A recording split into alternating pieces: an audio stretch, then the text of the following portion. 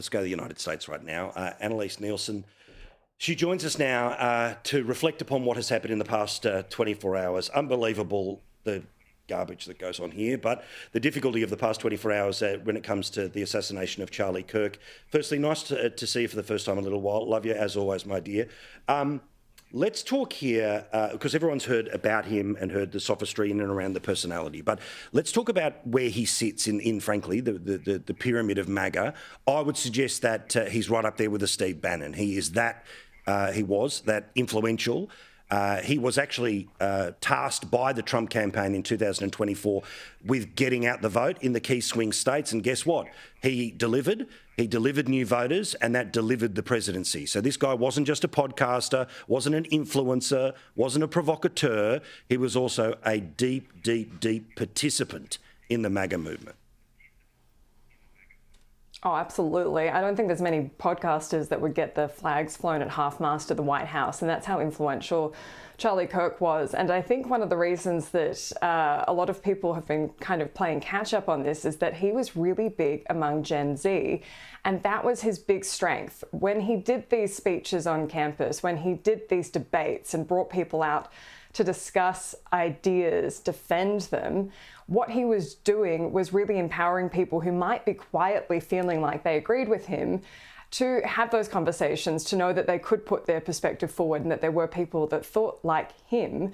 I mean, how many people could pull a crowd out of an election cycle of 3,000 people at the University of Utah?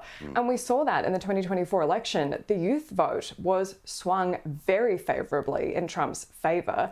And normally that does go to the Democrats. And so we've been looking at, I was just looking at this before, among young men, Donald Trump won 56% of the vote, and they saw a 24% swing among young people in Michigan. That was the biggest swing they saw for young people in those swing states, but every swing state swung towards Trump. And a lot of that was down to Charlie Kirk and the conversations that he started and the pull he had on social media. I think we can't underestimate how viral those videos went and how influential he was around youth discussion of politics. Not many people get parodied in South Park. And he had a whole episode to him just a few weeks ago. And seriously, that is 100%. Huge influence in the political discourse. 100%. And this is the point, right? So in the same way that the late 1980s, so let's sort of say mid-80s to mid-90s, the explosion of talk radio was one of the things that absolutely pushed Reagan for the 2 terms and then Bush, right?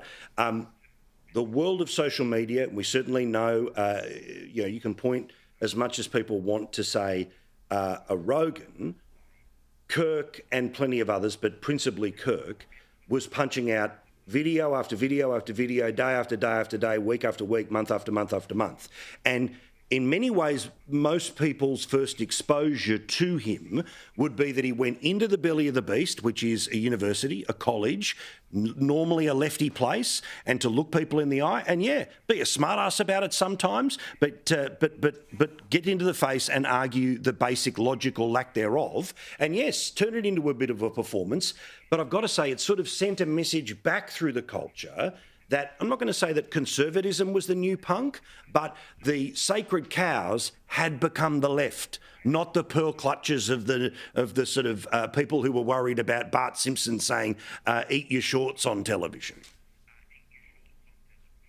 Yeah, and I think anyone, regardless of where you sit on the political spectrum, we've all felt like that, where you get shouted down by someone and you don't feel like you have an opportunity to be heard, and you feel like if you do put that perspective forward, you're going to be punished more than the person shouting you down and not letting you speak.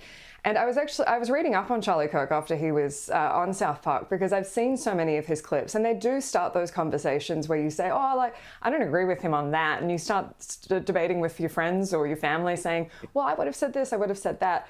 But apparently he did a tour in the UK and it was a lot less successful because the students there were better at debating, and they do more of that, and they have that more contested school of ideas. And apparently in the US it was really just shooting fish in a barrel, and he was always accused of heavily editing. I don't think anyone in the media is going to start accuse anyone of editing, because we all do it, but that's how you get the information out. That's how you get those viral clicks. And really what he did was just ask questions, interrogate people's ideas, and if they hadn't done it themselves, they weren't in a very good position to mount their case. Now, I want to talk about, who knows where this goes, all right?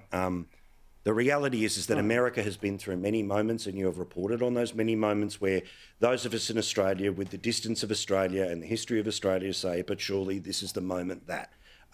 My perspective from this far away is, no, it isn't. It never is. It is also not the sign of a freshly or deeply divided country. They had a civil war. There was contested elections in 1960. 2000, of course, came down to the Supreme Court. It is not new that the joint is split, but whether it's split down the middle or side to side or gendered or race, well, then that's where things start to get more complicated. And I want to talk about some of the reaction that has happened on the right, where I have heard people like Steve Bannon say that Charlie Kirk, who was a colleague of his, they worked on the same sort of internet station, basically, back-to-back shows, says that he is a casualty of war. Now, that's a pretty full-on thing to say about how do you respond to a casualty of war. To others, like Greg Gutfeld on Fox, who said that, people have been woken the F up to what, I don't know.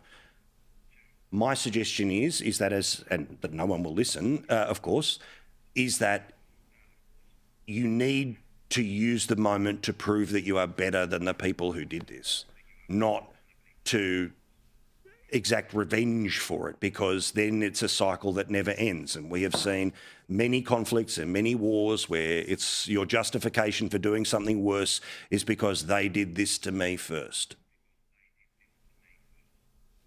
Oh, absolutely. And I think there will be people out there that want retribution for this. And I think whoever did do this deserves every bit of punishment that is available under the law. And I know the Utah governor was suggesting the death penalty. I don't think many people are going to shed a tear if that comes to pass. What I think really need to focus on is the fact that Charlie Kirk, at the end of the day, he believed in freedom of speech, and that's exactly why he did everything. You can't underestimate how horrifying it is to see a person advocating for freedom of speech and going out there and talking to real people, literally being shot in the neck to be silenced. But I think that has to be the response here, to not be silenced. And that's where the risk is, that people stop speaking out, they stop going out in public. And it is scary in America. Guns are a real problem. They are a real issue when you go to public events like this. I always have it in the back of my head. I was thinking if I'd been at that rally, I would have been probably at the back, sorry, not a rally, event. I would have been on one of the back balconies to get out quickly, because it is just one of those realities that you live with here.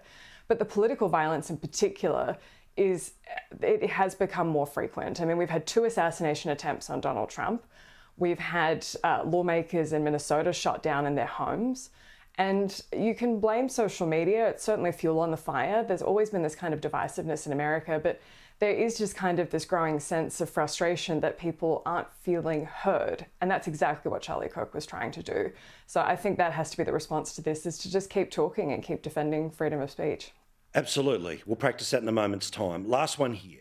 To the people who are watching us, who may be from Western Australia, like your good self, or from all over the rest of the country, who might go, hang on, Sky News, why do they keep talking about this one bloke? Why have they spoken about him all day? Why have people become emotional? What would you say to those who know it's a big deal, but what would you say to them about why it is such an emotional thing for those who get it, for those who see it, and for those who understand the impact of this bloke? I would say it's such a violent end to such a noble cause, to be just promoting freedom of speech, that he was a lightning rod for young people. Revolutions tend to start with young people, and he was such a central figure in that. As you said at the very beginning, he was extremely influential among the MAGA movement. He didn't let up in his support of it in that time, and the Trump administration's kept very careful note of everyone who dropped off the radar and wanted to come back once he was on the up. And he has had personal friendships with so many people at the top. He had a direct line to Trump, he had a direct line to Vance, he had a direct line to all the Trump children, all the big anchors at Fox, all the big commentators. He was a galvanizing force over the years. And he's been a fixture. And so every single conservative voice in America right now is second guessing themselves, because they know, I can't necessarily go out in public to these events because what if I'm the next target? We don't know who this person was. And so this is an absolutely defining moment. I completely agree with you. America's had an actual civil war. This is the kind of thing that simmers in the US. They've always kind of had a strong contention of beliefs and ideas, but this is a really seismic event. Well, and it's a perfect bookends to talk about this with you and then with Megyn Kelly a little bit later, because she literally was planning on going on the road, and one of the people she was going on the road with was Charlie Kirk. She wasn't thinking about, security to a degree, but not the degree and whether it happens at all. My assumption is that she, like many others, will steel themselves and go back out there and get involved in that debate, because that is the way, as you say, to defeat those forces who seek to silence. Annalise, so good to see you. I look forward to seeing you very soon. You're looking wonderful as always, and we'll talk to you very soon.